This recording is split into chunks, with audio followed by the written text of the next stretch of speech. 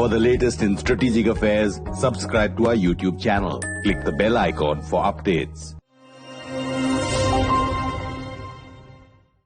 This is StratNews Global. I'm Amitabh. Revi on the gist today. Our guests are Dr. Tomohiko Taniguchi from Tokyo and from New Delhi, Ambassador Deepa, Gopalan, Wadhwa.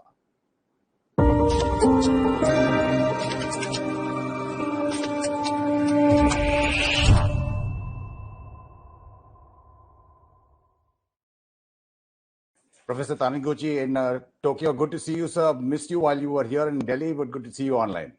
Likewise. Thank you very much for having me. Good to see you again, Amitabh. And absolute pleasure to see Ambassador Deepa Gopalan Wadhwa as well from the capital. Thanks for your time, ma'am. Wonderful to be here again, Amitabh, with you. One of the cornerstones of Shinzō Abe's foreign policy was India-Japan relations. India-Japan relationship, yes. India-Japan relationship has been of special importance always to Shinzō Abe. Whenever he thinks about India, he remembers familiar faces, and he remembers episodes in particular that he heard as a young boy on the knees of his grandfather.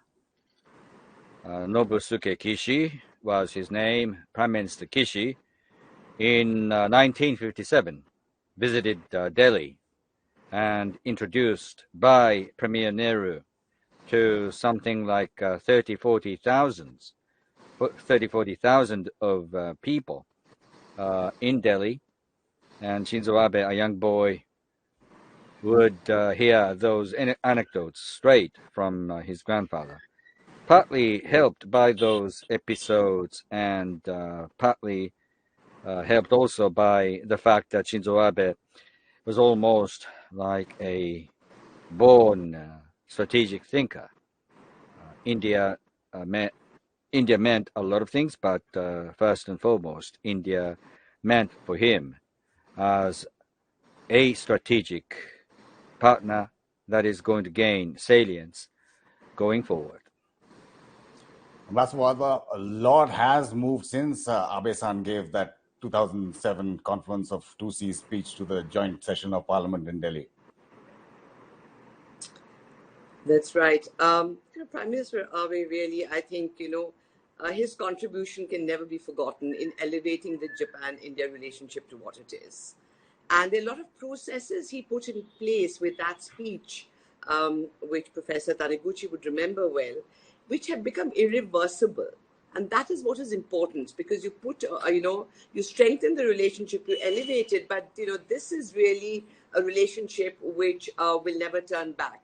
I mean, there will be areas where we don't agree 100%, but there's that basic, strong foundation for the relationship, and that is completely attributable to Prime Minister Abe. Sure. Professor, Foreign Minister Hayashi, Defense Minister Hamada, when they met our Foreign Minister and Rajnath Singh for the 2+2 in Tokyo, what we know about what they talked about was that Japan is examining all options necessary for national defense, including counter-strike capabilities. So a lot is changing within Japan as well because of external circumstances. Indeed. What interested me, Amitabh, is that Japanese side articulated on its plan with visiting members of the Indian government.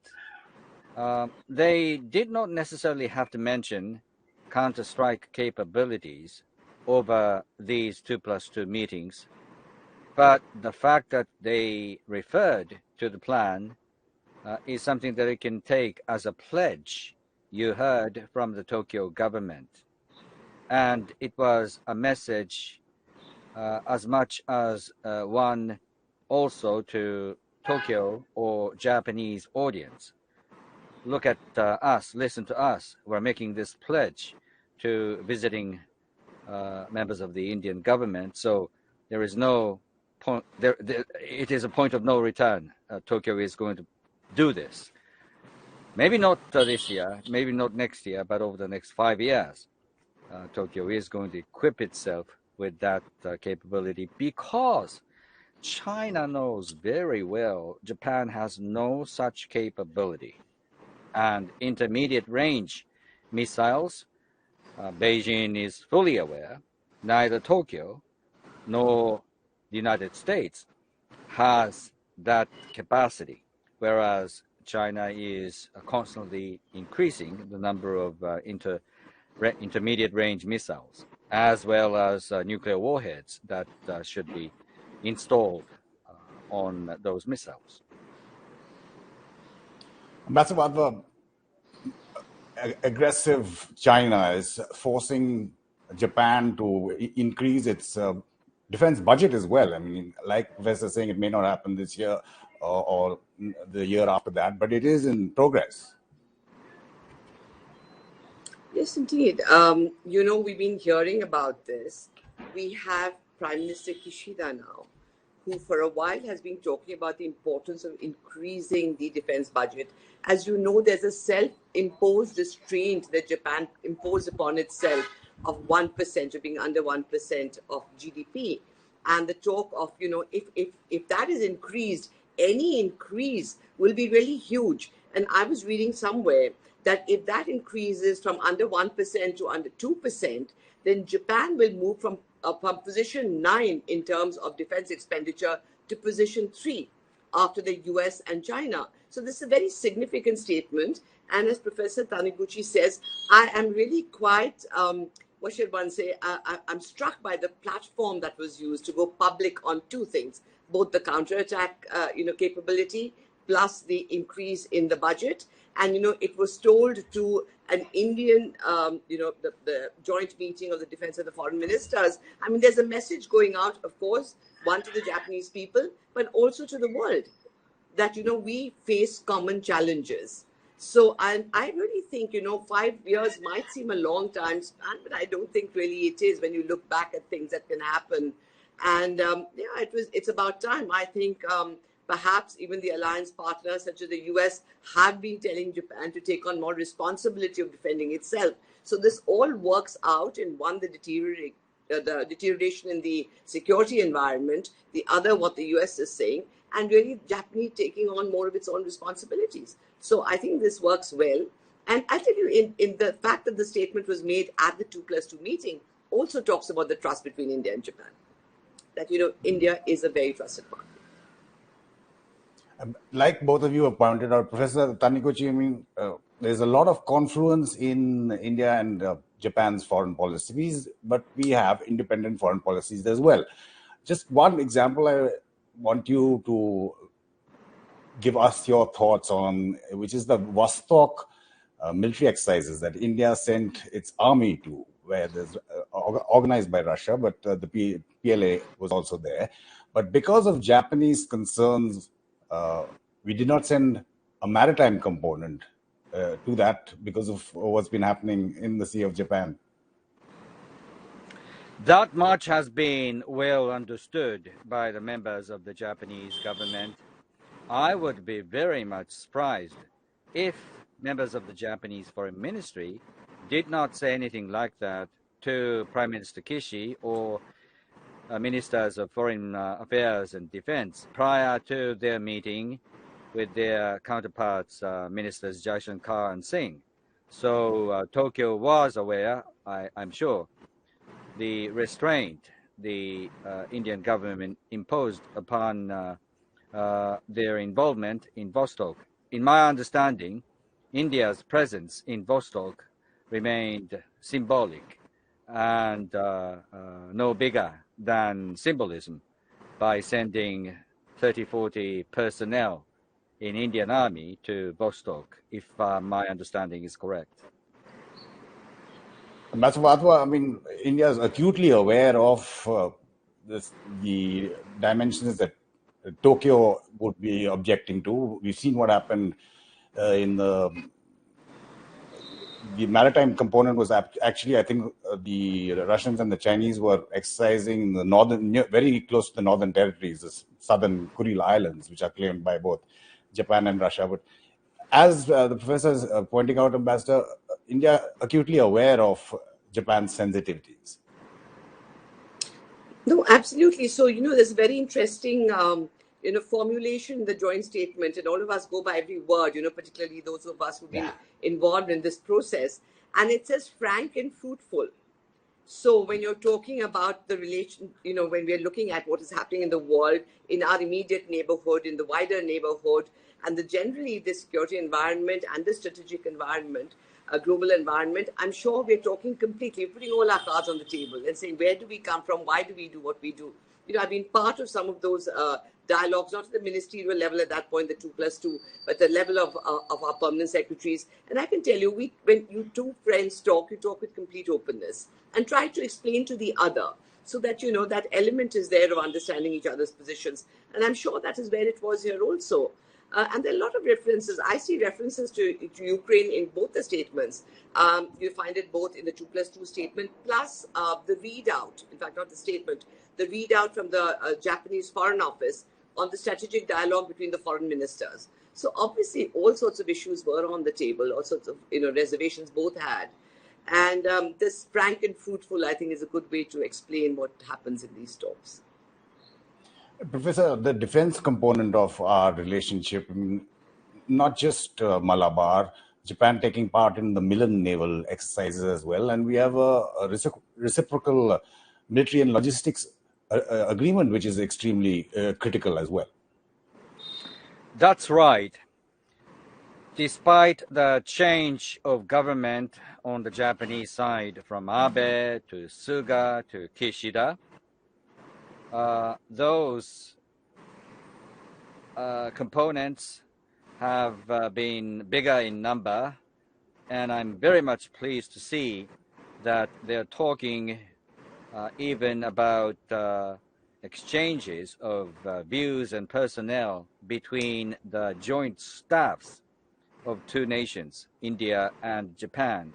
It is evidence that the top leadership of the armed forces of India and Japan is destined to be on the same page, is determined to bring themselves on the same page now and in the future. So it's a very good indication, and it indicates that Japan is investing in the long-term future of India. Short-term, there may be discrepancies and differences between the two nations, as is the case with most of the two nations' bilateral relationships. But when it comes to the future, I think Tokyo is determined to continue to invest in India's future. The point here is India is a democratic nation. Its economy is going to outgrow China. Its population is going to outnumber China. So in the Indo-Pacific region, no nation is going to be more important for Japan's own national interests. And I think that's the pledge that Tokyo's body language is articulate about. If only Shinzō Abe were here, he would have articulated on that as a language, but Kishida's body language was also very much articulate. One of the reasons, Ambassador, that both our countries are moving closer, as we've been discussing in this talk and over the years, is China. We saw what happened in the Taiwan Straits after Nancy Pelosi's visit and missiles being fired into Japan's EEZ. India has faced deadly clashes with China as well in Galwan, though there's some movement on PP-15 just before that crucial SCO summit. That's right. So, I think what certainly, without naming China, if you again look at the joint statement, you see all the principles that are laid out in the start, the first paragraph, and what we expect. I mean, you talk about territorial integrity, you talk about, the threat of use of force versus a use of force to change status quo and so on. And very clear that we're looking at a number of actors, but certainly one important actor that we're looking at is certainly China. So I think, yes, I mean, we are looking at our threat perceptions from China. I'm sure that we would have talked about that, both of us. And, there's a closing of understanding. And, the SCO summit, let's see what happens, whether the leaders do meet. But, also, I mean, apart from the India-Japan relationship, I don't think India is a country that ever gets into a situation where it is, we will never talk again on something or whatever, even if there are issues. But of course, certain conditions have to be fulfilled. And I think perhaps China is getting that message also, that those conditions have to be fulfilled before we, have any kind of normalcy, restore any kind of normalcy in our bilateral relations. So perhaps that is what is coming through now. Professor, in light of the common threat that India and Japan, many other countries across the region face from China, is there any need for both countries to recalibrate its nuclear policy? I mean, that goes back to, again, Abe Shinzo's thoughts. When Shinzo Abe proposed that Tokyo should at least discuss a possibility of jointly holding nuclear capabilities between the United States and Japan, a la West Germany of the post-war era, he did not actually think anything about India.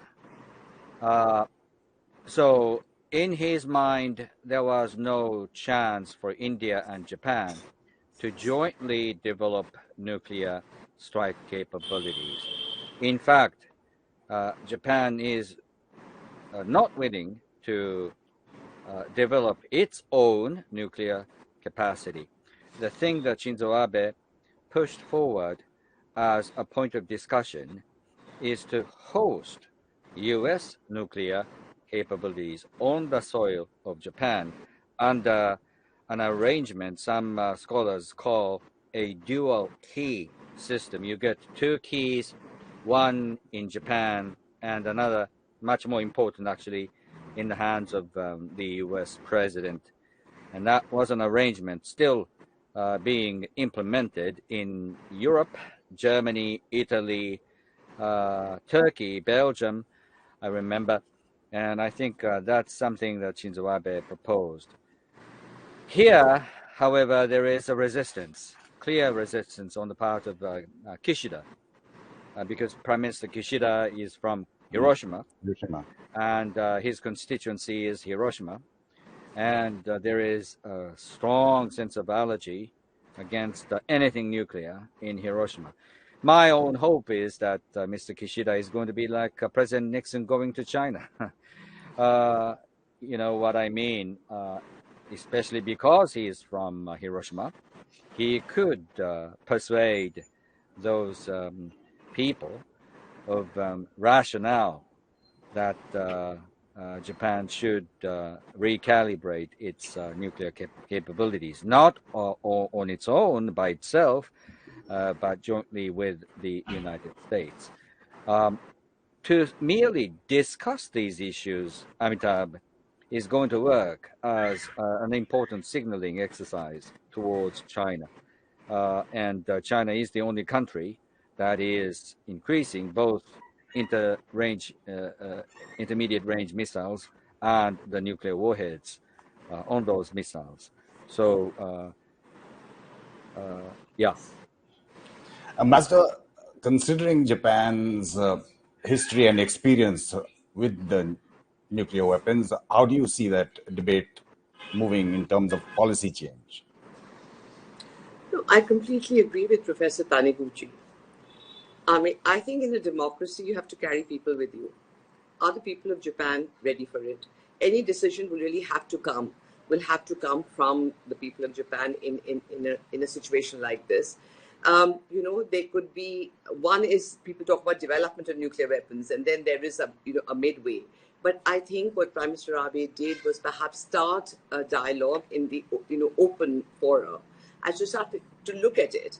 And yes, and I completely agree with Professor Taniguchi that we do know of Prime Minister Kishida's attachment to a sort of nuclear disarmament coming from Hiroshima as he did, and that was very evident, I think, even while he was foreign minister and so on.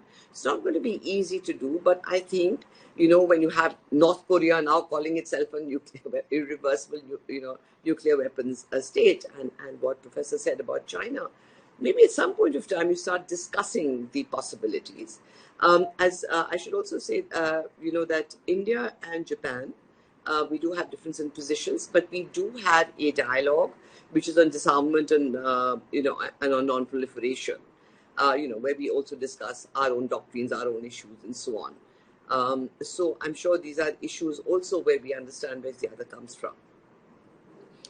Professor, another interesting aspect of our defense cooperation is that both air forces are going to hold drills sooner rather than later, and India will be sending its Sukhoi 30s, which China uses as well, which Japan would probably like to experience. Yes, that's very much interesting. India has been part of many defense cooperations, and the outlook and perspectives that Indian military armed forces could bring to Japan would be the kind that Japan has rarely seen themselves. So the exercises, therefore, will be very much educational and instructive to the Japanese. So India should be proud of being a member of SCO and being close to militarily Moscow. But that said, there is a sense of nervousness, I must say, within the Japanese government of India's involvement in Russia and rather reluctance in joining the sanction regime against Ukraine. Here, I would love to hear more from India as to why and how. For instance, I would love to hear explanations from experts in India that when it comes to the amount of armament that India is buying from Russia, a quick search should tell you that the amount is not increasing but decreasing. You're spending much fewer amount of money on the weapons you buy from Russia. Whereas, interestingly, China is increasing the amount of weapons from Russia. China is spending more money on Russian weaponry. You don't have to publicly claim those things, but silently you could tell the Japanese, Australians, or the Americans that this is what actually is going on. So don't look at the shallow surface of Russo-Indian relationship. Go deeper into the crux of the relationship. That's the sort of articulation that I would love to hear more from India. And that deepening, Ambassador Wadhwa, when we talked about that reciprocal ACSA agreement with Japan. Now, theoretically, it would allow us to use, say, the base in Djibouti, and it should allow the Japanese to use, say, Andaman and Nicobar Island, which gives huge potential.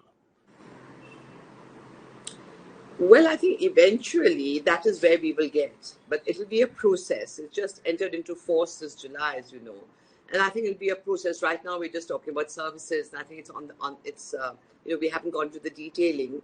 That may come down the road, probably, and use of Andamans earlier than Djibouti. I'm not very sure. I'm just speculating personally, but certainly that is where I would think as where we would eventually head, depending on what the global situation is like and what the threats we are. And it's interesting that when we looked at different areas of, talks that we have in the realm of defense and security, and we listed out all the platforms that we have, including the newly opened cybersecurity platform, we also included economic security in this. Now, this is very important because the moment you say that, then you're looking at, a much wider sort of a geography, and you're really looking at more at the Indian Ocean, what that is going to mean, both in terms of Japan and India. So I think that is, the fact that the ACSA was signed, the fact that it's operationalized, I think we can see much more coming out of it. Professor, your thoughts on what Ambassador Wadhwa is talking about, the huge economic and technology potential that India and Japan have?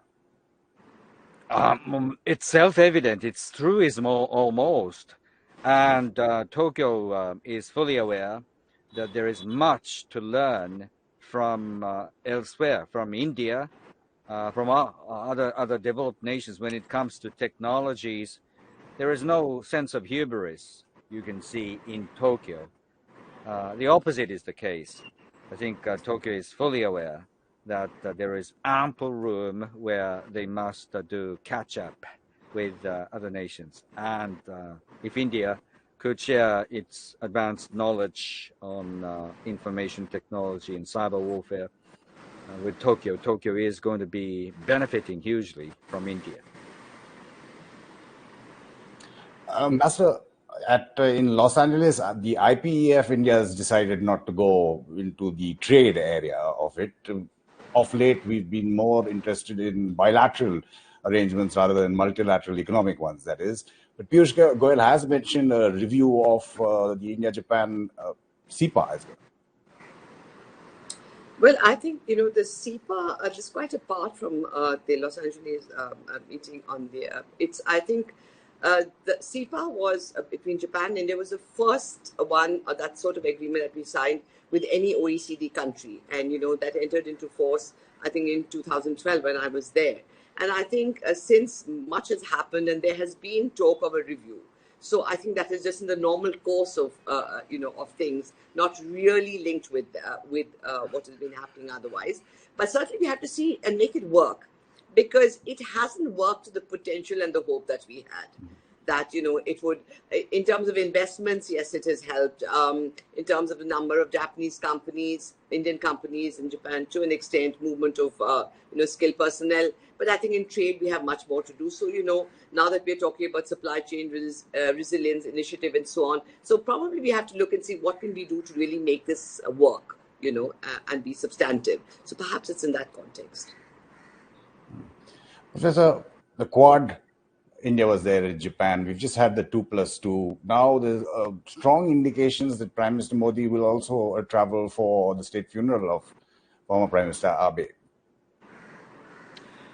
I'm very much hoping that Prime Minister Modi could make it to come join the state funeral, simply because Shinzō Abe loved his relationship with Modi.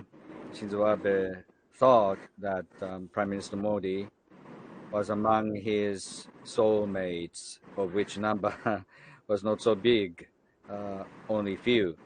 So yes, Narendra Modi, if Prime Minister Modi could make it, Shinzō Abe would be very pleased. Ambassador, if you want to sum up your thoughts. Well, this has been mentioned. Of course, we do know that Prime Minister Modi does want to be there for the funeral. We know there's some sort of debate within Japan, which we respect, on the subject. But it has been, I think, reflected in the statements coming out from the Japanese Foreign Office that our Prime Minister will be visiting there during the course of the year, most probably for the annual summit. So I think there is an annual summit due. We missed out on one because of, of COVID a couple of years.